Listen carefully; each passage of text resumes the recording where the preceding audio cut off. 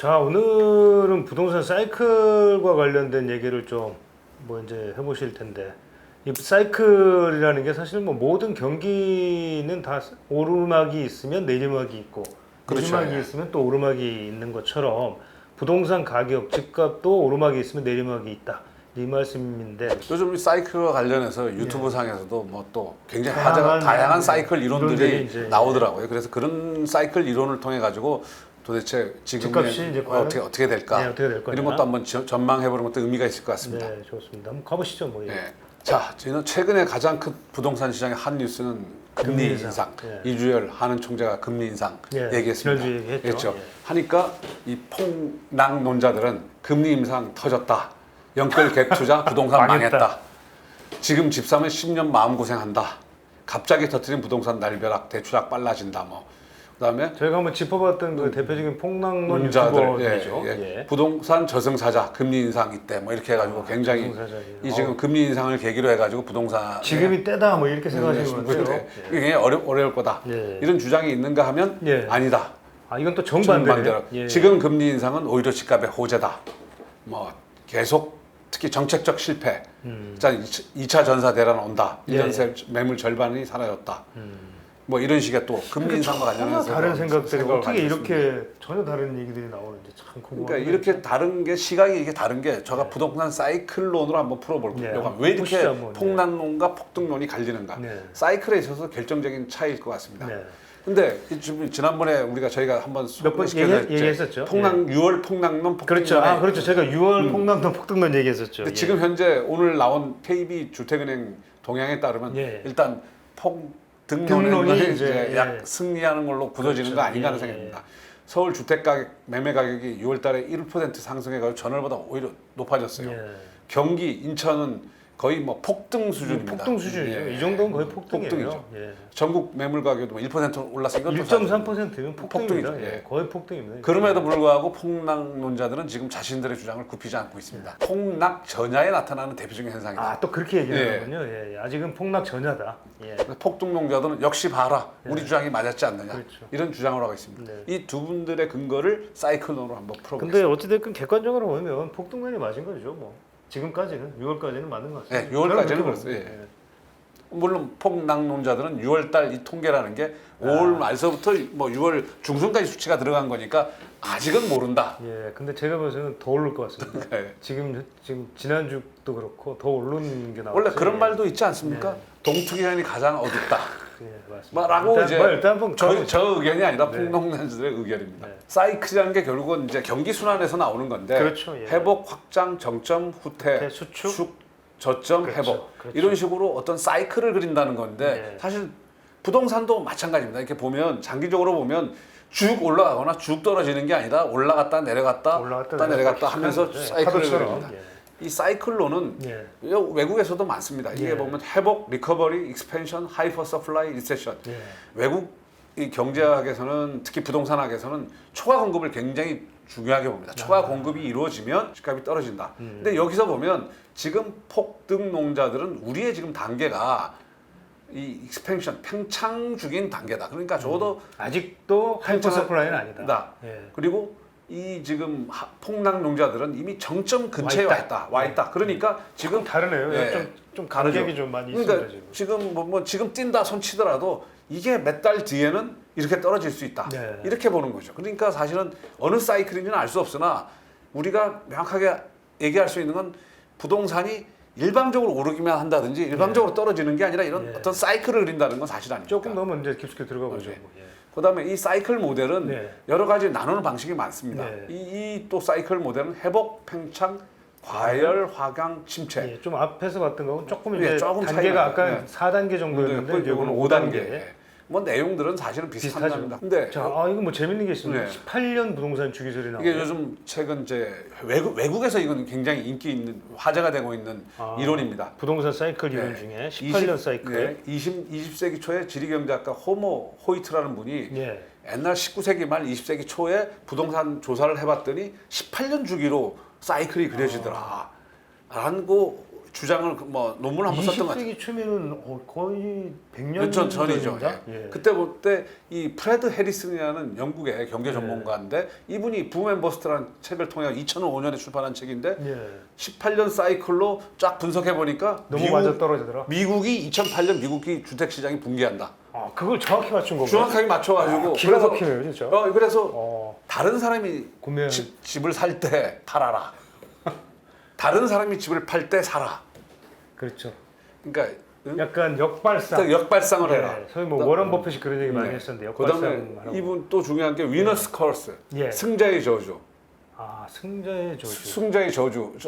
정일정비 한 정점을 얘기하는 거군요. 2년 동안에는 현금을 비축하라. 아. 그래서 떨어지면 사라. 뭐 이런. 예. 뭐 어찌 보면 그렇게 뭐 어마어마한 것 같지는 않지만 이 양반이 네. 이걸 맞췄어요. 어쨌든 직전에 책을 저수를 해가지고. 네. 프레드 해리슨이요. 네. 그래서 이거에 맞춰보면 2006년에 정점을 찍고 아, 2026년에. 네. 아, 2026년에 정점이다. 찍습니다. 그러니까 예. 2008년에서 플러스 18년이니까요. 아, 그렇죠. 2008년에 그렇죠. 대폭락이 왔었으니까 18년 지나서 똑같은 일이 벌어질 거다.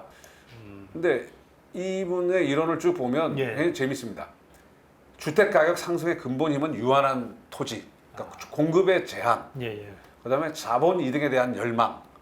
자, 이 양반이 요걸 만들어 놓은 겁니다. 뭐 디맨드, 그러니까 어떤 수요가 늘어나면 가격이 일단 오를 거 아닙니까? 어떤 그렇죠. 경제가 그렇죠. 호황이 들어가죠. 예, 그러면 예. 사람들이 어떤 주택이나 땅을 투자 수단으로 그렇죠. 본다. 투자로 보는 거죠. 투자로 보면 그다음에 은행에서 대출이 늘어나는 단계를 승자의 저주 단계로 본 겁니다. 아, 대출이 이제 급격히 늘어나는. 대출의 급증과 투자 수요가 늘어나면 네.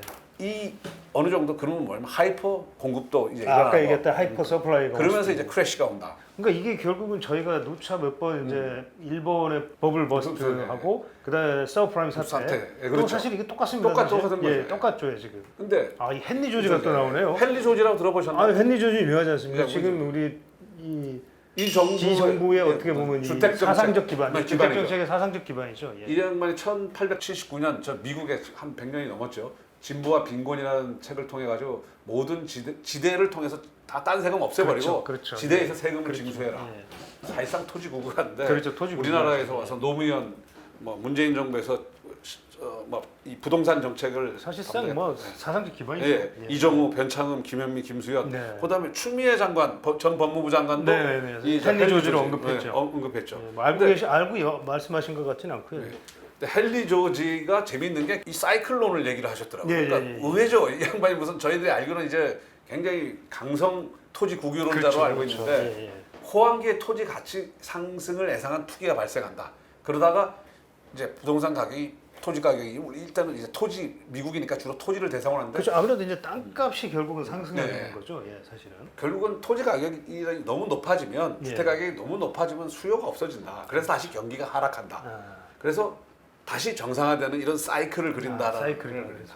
근데 이 아까 저 보여준 프레드 해리슨도 네, 프레드 해리슨. 예, 예. 조지 스트, 예, 조지 스트군요. 예, 예. 그러니까 조지 스트들이 굉장히 그 영향력이 한국뿐만 아니라 영국에서도 영향력을 행사하고 있더라고요. 예. 자, 한센 주기. 아, 이거는 지난번에 한번 소개해. 서프라임 저희가 얘기하면서 그때 잠시 좀 말씀드렸던 이런. 한센 주기 17년설. 그러니까 아까는 18년이었고 이거는 코모 17년입니다. 호이트는 18년. 한센 주기서는 17년. 그럼 최근에 인터넷 사이트에서 이게 또 유행이더라고요. 우리 17년, 17년에서 보면 예. 미국하고 이것도 하면 어쨌든 그래프를 그려놓은 거 보면 절묘하게 맞아떨어지더라고요. 전 세계의 주택 가격 동향을 17년씩 쫙쫙 또 17년으로 해도 비슷하다. 아, 네. 예, 예. 근데 이분 여기 보면 이제 첫 번째 기준점이 1973년 미국 기준으로 예. 다음 사이클이 90년. 아, 예. 90년을 그렇죠. 닷컴 버블. 네. 2007년이 다시 한번 최고점을 그렇죠, 했다. 그렇죠. 아, 그러네. 딱 17년 네. 주기로 돌아가네요.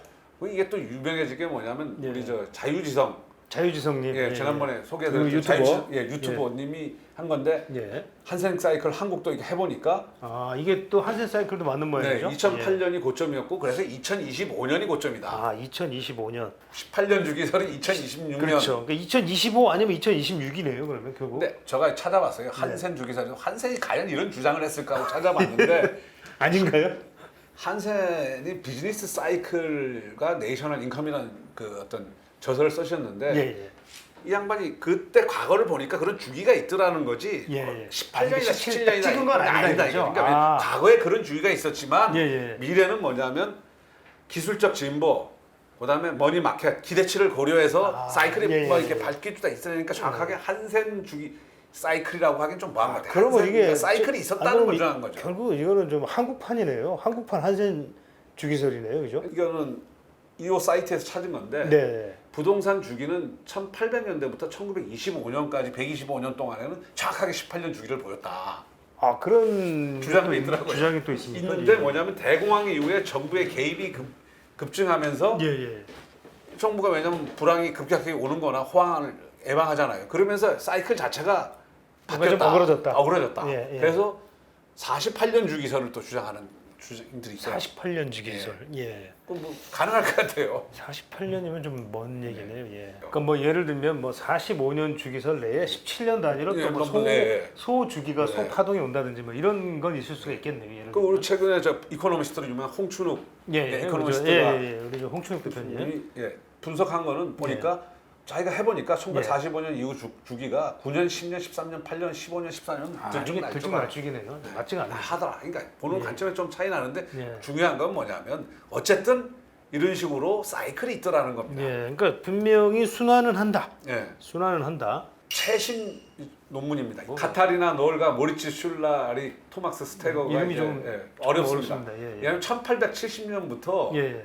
20세기까지 2010년까지 2012년까지 이걸 분석해 보니까 1870년부터요. 예. 예, 예. 선진국입니다. 예, 네. 해보니까 2차 세계 대전 이전까지는 예, 예. 실질 주택 가격이 실질 주택 기준. 예. 별 변동이 없더라.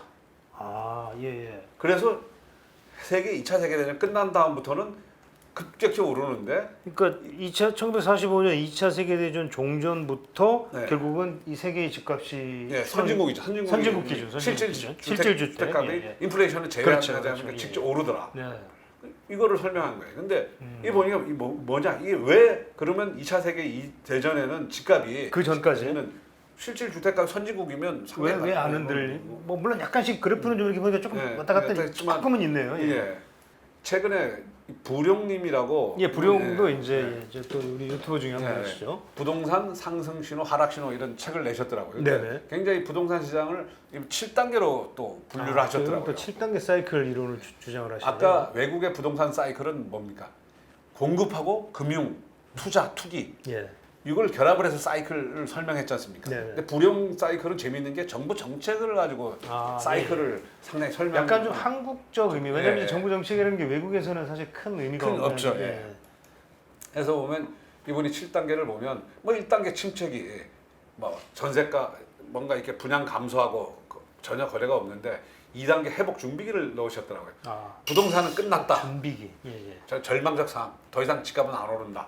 이때 중요한 게 정부가 경기 부양책으로 미분양 주택에 대한 세제 혜택, 분양권 전매를 허용한다는 이런 어떤 일반적으로 저런 정책을 많이 쓰죠. 많이 쓰죠. 예. 예, 극단계. 이때 되면 이제 회복이 시작된다. 뭔가 이제 시작이 된다. 꿈틀거리는 게 네. 시작한다.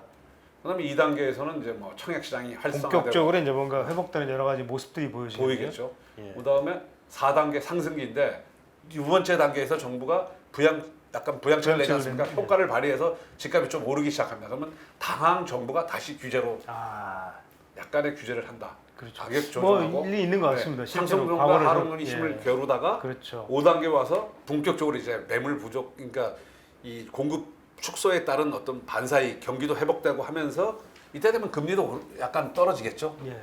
그래서 그래서 가격이 이제 막 오르기 시작하는. 오르면서 제일 중요한 게 규제 무용론이 등장합니다. 아, 정부가 규제해도 더 오르는 거 더 아니에요? 오른다. 이렇게 되면서 사실은 정부가 대책을 발표할 때마다 집값이 치고 올라가는. 약간 지금 문재인 정부의 상황은 좀. 노무현 정부 때도 비슷했죠. 네, 그렇죠. 노무현 정부 때도 비슷했죠. 그다음에 급등기.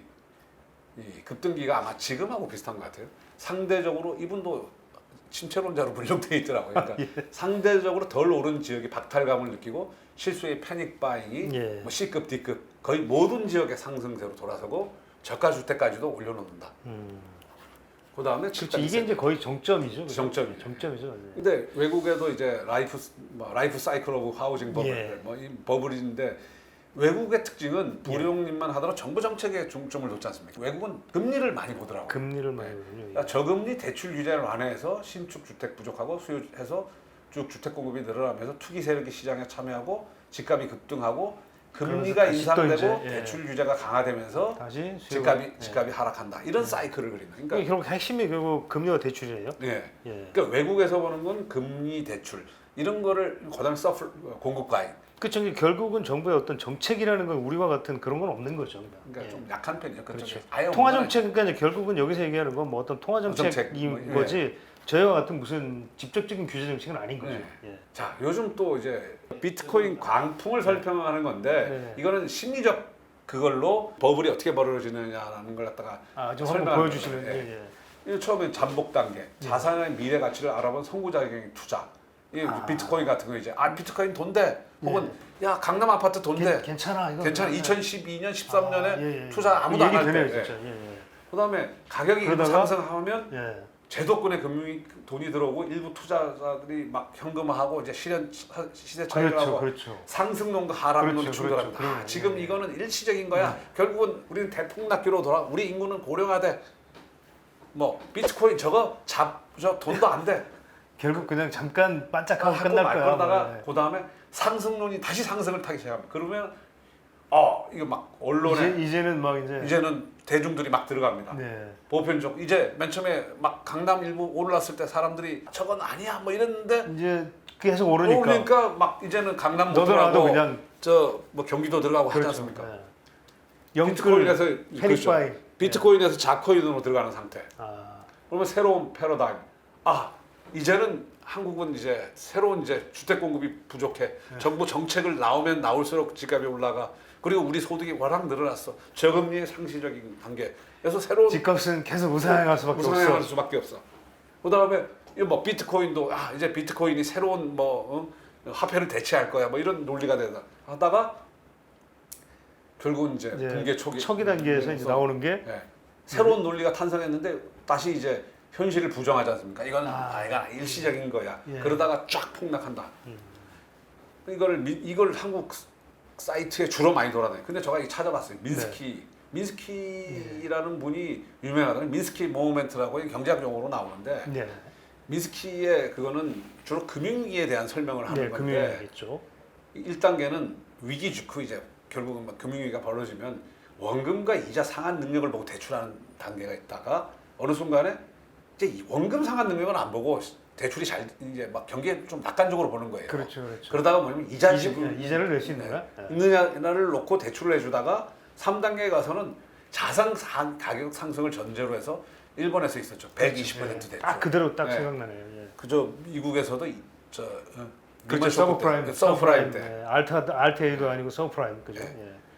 주로 이 민스키의 민스키의 모멘트라는 게 그 전에 발표한 이론인데 주로 리먼 쇼크 터지면서 이게 다시 한번 이제 주목을 받게 받았어요. 되는. 그다음 마지막은 어떻게 하냐? 절벽으로 떨어진다. 바이바이. 예. 이게 민스키 모멘트, 리먼 쇼크 때 벌어집니다.